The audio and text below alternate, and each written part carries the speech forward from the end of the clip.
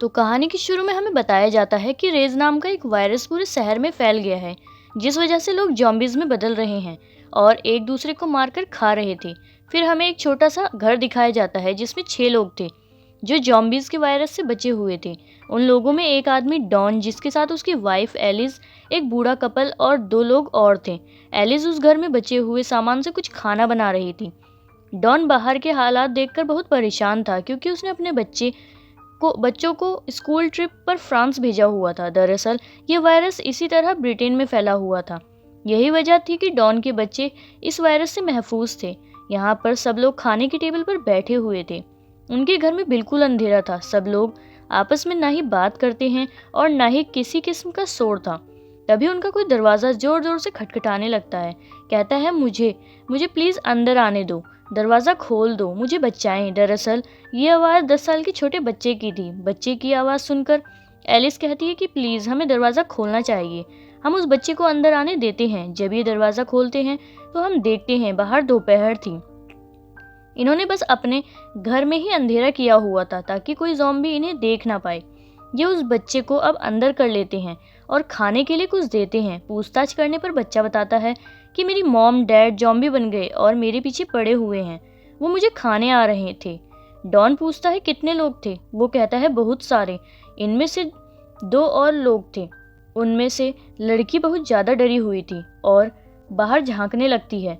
उसे दूर से बहुत सारे ज़ॉम्बीज़ की आवाज़ें अपनी तरफ आते हुए सुनाई दे रही थी। तभी एक ज़ॉम्बी अचानक से आकर सीधा उस लड़की पर हमला कर देता है।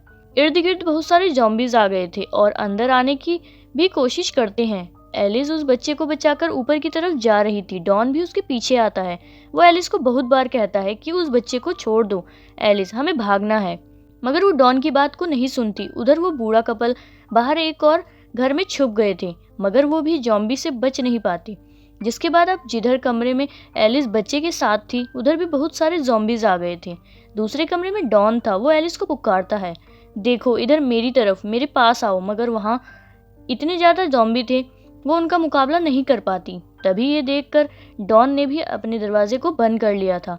एलिस उसे बार बार आवाज़ें दे रही थी, कहाँ पर हो डॉन, मेरी मदद करो, मगर डॉन उस साइड का दरवाज़ा बंद करके दूसरे दरवाजे से बाहर की तरफ भाग गया था। उसके पीछे और भी बहुत सारे ज़ॉम्बीज़ थे जो भूखे उसकी तरफ भाग रहे थे। हम एलिस को देखते हैं जिसकी आवाज़ मदद के लिए आना अब बंद हो गई थी। डॉन बहुत शर्मिंदगी में रोता भाग रहा था। उसने अपनी बीवी एलिस को छोड़ दिया, उसकी मदद नहीं की। आगे जाकर उसे तालाब में वही लड़का मिलता है जो इनके साथ घर में रह रहा था। वो कश्ती को चलाते हुए हड़बड़ाहट में पानी में गिर जाता है और उस लड़के को भी ज़ॉम्बीज़ ने पकड़ लिया था और काट कर मार देते हैं। डॉन अकेला ही बचा था जो उस कश्ती में बैठकर जा रहा था। आगे हमें कहानी 1 महीने बाद की दिखाई जाती है जिसमें बताते हैं कि ज़ॉम्बीज़ अब भूखे रहने की वजह से धीरे धीरे खत्म हो रहे हैं। इस शहर में अब आर्मी फोर्स का कब्जा था। वो इस सारे मामले को कंट्रोल करने की कोशिश कर रहे थे। तभी हमें एक सर्जेंट डायल दिखाया जाता है जो कि स्नाइपर निशानेबाज की टीम में था। उसे जैसे ही ज़ॉम्बीज़ दिखे उसने उन्हें अपनी गन से निशाना लगाकर मारना था। डॉन को भी आर्मी वालों ने बचाया था। इस तरह 6 महीने गुजर चुके थे। अब ज़ॉम्बीज़ भी बहुत कम कहीं कहीं पर थे। इसी बीच हमें एक डॉक्टर भी दिखाई जाती है जो इस वायरस पर स्टडी कर रही थी। अब जो लोग दूसरे शहरों में फंसे हुए थे उन्हें दोबारा से अपने घरों में लाने के लिए आर्मी प्रोग्राम शुरू कर देती है, मगर अभी भी सबको सेफ जोन में रहना था, ना कि अपने घरों में, जो कि अमेरिका यूएस आर्मी फोर्स की निगरानी में थे। अभी तक 100 के आसपास लोग थे जो अपने इस शहर ब्रिटेन में वापस आ गए थे। इन्हीं में डॉन के बच्चे भी थे। डॉक्टर जब बच्चों को वापस आता देखती है तो परेशान हो जाती है क्योंकि वो ये सोच रही थी कि आखिर कैसे इन बच्चों को संभाला जाएगा। डॉक्टर डॉन के बेटे का टेस्ट करती है जिसमें वो देखती है उसकी आंखें 2 कलर की थी, यानी कि उसकी आंख का आधा रंग कुछ और आधा कुछ और था। डॉक्टर उससे पूछती है, क्या तुम्हारी फैमिली में किसी और की आंखें भी ऐसी हैं? डॉन का बेटा कहता है, हाँ, मेरी मॉम की, यानी कि एलिस की आंखों का रंग ऐसा था। डॉन जब अपने बच्चों से मिलता है वो बहुत खुश था।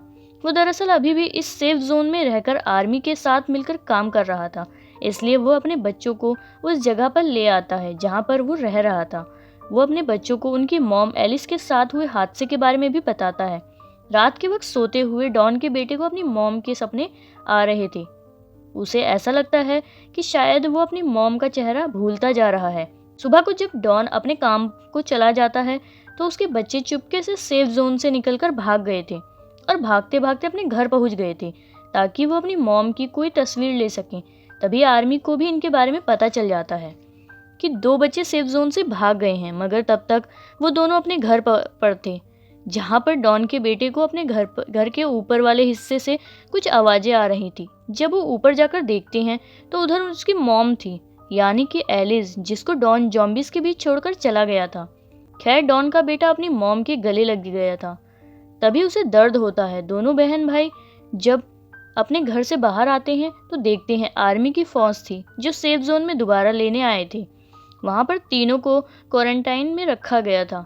एलिस को बांधकर लैब में रखा जाता है जहाँ डॉक्टर उसका ब्लड टेस्ट करती है। वो ये पता करना चाहती थी कि कहीं एलिस भी ज़ॉम्बी वायरस से इन्फेक्टेड तो नहीं। तभी उन्हें पता चलता है कि एलिस इन्फेक्टेड तो हुई थी, मगर उसकी इम्यूनिटी इतनी पावरफुल, इतनी ताकतवर थी कि उस पर ज़ॉम्बीज़ वायरस का असर नहीं हुआ। इसलिए अभी तक वो ज़ॉम्बी भी नहीं बनी थी, मगर उसके खून या फिर किसी भी वजह से दूसरे लोगों से इन्फेक्टेड हो सकती थी। यानी अगर कोई भी इंसान उसके पास रहा तो वो ज़ॉम्बी बन जाएगा। ये सारी बातें सुनकर डॉक्टर की आर्मी जनरल उसे मारने का फैसला करते हैं, क्योंकि उन्हें ऐसा लग रहा था कि एलिस सबके लिए खतरा हो सकती है, ताकि किसी और को एलिस की वजह से कोई नुकसान ना हो। मगर डॉक्टर जनरल को समझाती है कि देखिए, एलिस की इम्यूनिटी, उसके जीन्स बहुत अलग हैं, हम उसके खून से वैक्सीन बना सकते हैं। अब जब इन सारी बातों को डॉन को पता चलता है कि उसकी बीवी एलिस जिंदा है, वो अपने बच्चों के पास जाता है, मगर वो उस पर गुस्सा थे। कहते हैं कि डैड, आप तो कह रहे थे कि मॉम मर गई हैं, ज़ॉम्बी बन गई हैं, तो वो कैसे जिंदा हैं? डॉन अपने बच्चों की बातें सुनकर बहुत डरा हुआ था, क्योंकि सच्चाई सिर्फ वही जानता था कि वो एलिस को छोड़कर भागा था। इसलिए वो सबसे पहले एलिस के पास जाता है और रोकर उससे माफ़ी मांगता है। अब जैसे ही वो उसके थोड़ा और करीब जाता है, एकदम से चीखता तड़पता है और एकदम से ज़ॉम्बी में बदल गया था। एलिस उसकी ऐसी हालत देखकर मदद के लिए चिल्लाती है, मगर अब वो उसे भी बहुत ही खतरनाक तरीके से नोच कर मार देता है। फिर इसके बाद बाहर जाकर आर्मी के लोगों पर हमला करता है। डॉक्टर डॉन के बच्चों को लेकर सेफ जोन की तरफ भागती है, मगर डॉन सेफ जोन की तरफ भी आ गया था और लोगों की चीख और पुकार सुनकर उस तरफ के दरवाजे को तोड़ने लगता है।